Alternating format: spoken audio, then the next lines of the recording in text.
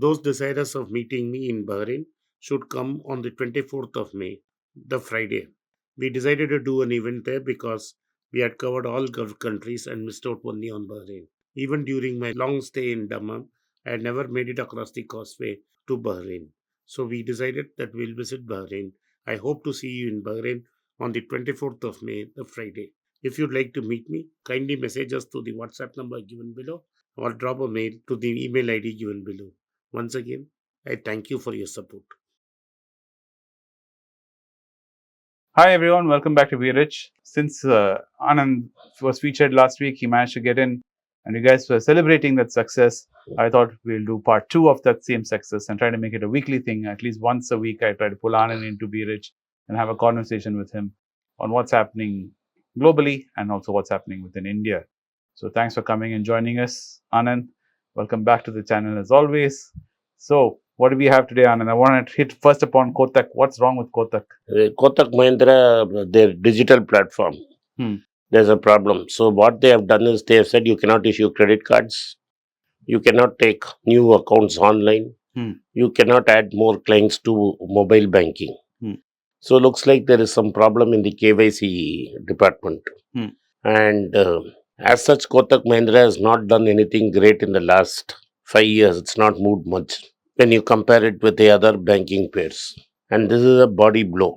And Uday Kotak has been having continuous run-ins with the RBI over his quitting his position and appointing a new CEO and then appointing a co-CEO. So it's always been in the news. And this is adding insult to injury or pouring oil on a fire. You have banned them, and there is no saying you have to fix this and you will get out of trouble. There does not seem to be an immediate get out of jail card. So this is going to continue for next 5-6 months. And they have not been increasing their loan book. And this digital banking is very important because this will affect their net interest margin. Whatever money is kept in these accounts carry very little interest or practically no interest. So this is going to hurt them badly.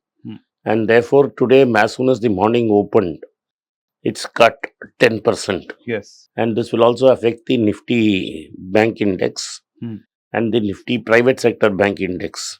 So this is going to put a lot of pressure. And the Nifty bank is a major component of the Nifty index. And it is going to drag it along with them. And that's exactly what happened in the market today. It opened about 67, 68 points negative. Correct. And they are trying to push it up. Yes. But this is what it is. And so the struggle between Kotak Mahindra and RBI is going to continue. And this is not going to end in a quick matter. But do you think RBI is being a little too strict here in this matter? No, it cracked down on HDFC. And definitely they would have found something. Because yesterday, a former associate of Kotak Mahindra Bank, Mahindra and Mahindra Finance, Anand Mahindra was part of Kotak Mahindra Bank. And now they are separated. He has started M&M Finance. Correct. That M&M Finance they found in one branch. The company was swindled of 150 crores on KYC fraud. So if there has been a KYC fraud, it is the role of the regulator to crack down. But you have to understand banks are structures where equity of the owning people, that is including you and me, if we own shares in banks, is only 10 or 15% of the total liabilities. 80 to 85% of the liability is bonds and bank deposits. So the equity will shareholders are actually very small. Very small. The leverage is huge. Yes. So they will get wiped out overnight. And then you will be left holding the thumb, and the depositors has to be paid by the government or RBI. Because in India, we don't allow the banks to fail. So it is like it should have been done yesterday. Yeah, but most of the people who are participating in the market, they say the long-term effects of this, they're divided. Some are saying this will be a short-term thing, they'll fix it. Some are saying, no, this is going to take a long time to fix. What's your impression? In the long term, we are all dead. Okay. Yes. Lord Keynes said that. Yes. If you don't plug it in now, it will become a big problem 5 years down the line. It happened in Enron, it happened in the financial crisis and all that. So as soon as you are aware of a problem, it is better to nip it at the bud, and they have nipped it at the bud. Okay. But do you see this as an opportunity as an investor, No. retail, to wait, or This is a very expensive bank. to start with? I have never bought this bank. To start with, I bought it about 15 years back. You cannot even think about this bank. It's too expensive. The results in the last 5 years are not great. There are other players to buy, cheaper valuations to buy. Okay. Now I wanted to get your opinion about what's happening in Japan with the yen. I had spoken about it in a video yesterday. I wanted to get your views on this. What do you think the weakening of the yen? Because the interest rate, it doesn't seem, everyone is hoping the Fed will cut. They're all hoping Fed will cut. Now that's not going to be happening anytime soon. The Fed, there's a 20% chance now. The Fed may take one more 0.25% rate hike. Correct. Right? There is a outside chance. Yes. I'm not saying it will happen. There's an outside chance, and that's why gold has corrected. From 6,950, it has come down to 6,710. And gold has given you a buying opportunity because the US is not going to correct till September. October is when the first rate cut may come, end of September or first week of October.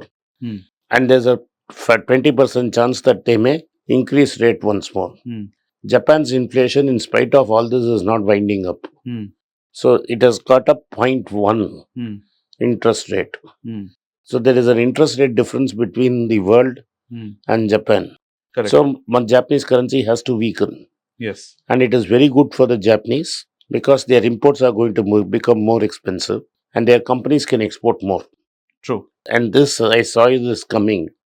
And this is why I've been asking for Japanese stocks. And you have been suggesting in your Instagram and all that. Yes. So people should look at Japanese stocks.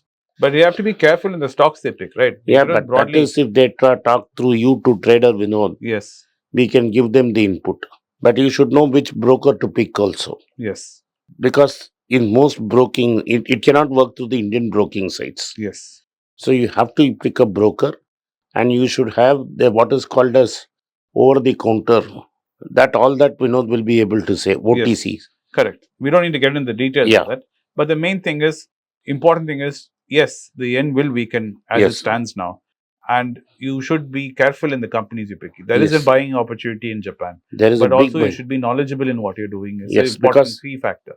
See, Japanese corporate structures are very complex. Yes. One of the reasons why Japanese stocks are cheap is because there is doubt on their corporate governance. There's very hierarchical companies. So you don't know what you are doing. So you have to pick the right one. And even the great Warren, if he picks for 10, he will lose 2 or 3. Yes. So you should be ready for that. And you should be patient. True. If you are impatient and you are not willing to wait, don't get into it. Okay. The next thing which I wanted to pivot was about comparison what's happening in Tesla and Tata Motors. Has Tesla finally realized the prudence of making an economical car, like what Tata is trying to do in India? But their economical car will be as expensive as the costliest Tata car. Correct. See, because with taxes, Tata is at 13 or 14 lakhs. So whatever he is talking about is a $25,000 car. Yes. Which is something like 23, 24 lakhs. That will not fly in Indian markets. No, it will not. And I don't think it will fly even in the markets he's talking. Correct. So it is China and India will dominate the... So where do you think fundamentally he went wrong? Is it because of this interest rate cycle which is hurting Tesla so much? Or is it because he never pivoted into making a mass car? First, I'm no one to criticize him. He thought that he demonstrated to the world. First, the world has to be eternally grateful to Musk for pushing electric cars. Without Tesla, there will not be so many electric cars. Agreed. But he was talking about the top end of the market. Because Germans and the Japanese did not make the high-end electric cars. So he saw an opportunity in the high-end electric cars and took it. Correct. Right? Agreed. That market is saturated. Right? And he can be a niche player like Benz. Unfortunately, his stock price went as if he is a Toyota. Correct. So there is a difference between a Toyota company and Benz. Yes. So you value Benz like Toyota. There'll be a problem. There'll be a problem. So, but the valuation at one point of Tesla was greater than all the auto companies put together. Correct. So the problem with Tesla is the valuation, not the cars that he is making. Correct. He will have a stable market. There were not many other offerings in the market. So his high-end cars were selling. Correct. Now the market is saturated at the high end. Plus he has competition. And it is not a mass car. And he has been talking of a cyber truck. I am not a technology expert. But Bill Gates said that's not feasible. So he attacked Bill Gates. And Bill Gates didn't respond. But now his cyber truck is delayed. Understood. Even I agree with that. But now I would like to take this analysis further, what you said, and apply it to Tata Motors, where Tata Motors passenger vehicle, they've said, is doing so well. They want to split the company, make it commercial and passenger. And 80% of all the revenue which Tata Passengers has been getting is from their JLR segment. And now they're planning to set up a vehicle factory in Ranipet, where mainly they're going to focus on high-end electric cars under the Jaguar and Land Rover. Do you think they'll run into the same problem as Elon, because they're catering to a market segment which is going to get saturated very fast? But please don't compare Tesla with Tata Motors. Tata Motors is a teeny-weeny company when you compare it with Tesla in market value. Tata Motors won't go into the S&P 500. True. The valuations don't match. Yes. So this is a problem of valuations. Not a problem with the product. Not a problem with the product. Or the market. No. So JLR has a niche product, will remain a niche product. And in that niche market, they will continue to sell. Okay. Tata is not trying to sell JLR in... They sold 3,000 JLRs. Correct. In India. Yes. They will not try to sell 40,000 JLRs in India. Now will they try to claim that will happen. Yeah. Now Tesla was trying to tell, the Tesla stocks thought. Yes. The Tesla investors felt that he will sell like Punch. Yes. Because that's what he kept saying too, right? I don't. That I refuse to comment on that. Okay. But it's primarily a problem of expectations rather than any problem in the company. So do you in my opinion, there is no problem in the company. The problem is in the expectations of the investors. The value was too high. They bid it up too high. It has to come to ground reality. It has some more distance to travel before it comes to reality. Okay, so even now you don't see Tesla as a stock as a buying opportunity, even this correction, because it's still nowhere near where you feel it should be at in terms of reality. The price of Tesla stock is nowhere near reality. Okay, so this is basically a price to earning equation mismatch. What you're saying? It is an over expectation of investors in Tesla. But you think it's a technology stock. It's not a technology stock. It's an auto stock. True. But you take an auto company and value like technology, it's your mistake. True. There are companies in India also which are like this, where the evaluations are sky high, which doesn't make sense. These kind of eye-watering evaluations. No, Unilever is an example. Like you've been talking about Hindustan Unilever for ad nauseam. Unilever now is at a 4-year low. And Asian Paints is another example. You may not lose much money, but you will not also make money. Correct. But just a stock correction happened mainly because of the expectation and earnings did not come. Unilever is also same thing. Yes, but why don't we see that kind of correction in India? You have seen, no? Unilever is down 30%. From its highs. High, 25 or 30%. It's not reached a point where it makes sense. Even Tesla does not drop to a point. Unilever, because your media is not strong, your media is beholden to one particular person. Nobody is talking about Unilever. Okay. But Bloomberg has talked about Unilever yesterday. Not Bloomberg India. In Bloomberg US, yeah. Yes. It does prove to you what you've been saying for a very long time, that investors should always pay attention to value and buying at... So you have to understand one thing. Markets in the long term are driven by earnings. Correct. In India, there's a government says we are growing at 7.5%. There are 4 components for growth. One is government expenditure, government capital expenditure, private consumption, private investment. And the final thing is, of course, difference between import and export. Correct. The difference between import and export has not gone anywhere in 10 years. Private investment has gone down. Private consumption has gone down. That's what Unilever is saying. Correct. So can one wheel compensate for 3 flat wheels when you are driving an automobile? Absolutely not. So this I finally want to tie in with what you initially said about a 20% chance of a Fed interest rate hike. Beginning in January, they were thinking 3 years, we're going to this 3 rate drops. I was not in. Analysts, so-called people, the bulls of the market, in US also, in beginning of the year, they say expected Fed this year will cut rates 3 times. Now it looks as completely reversed.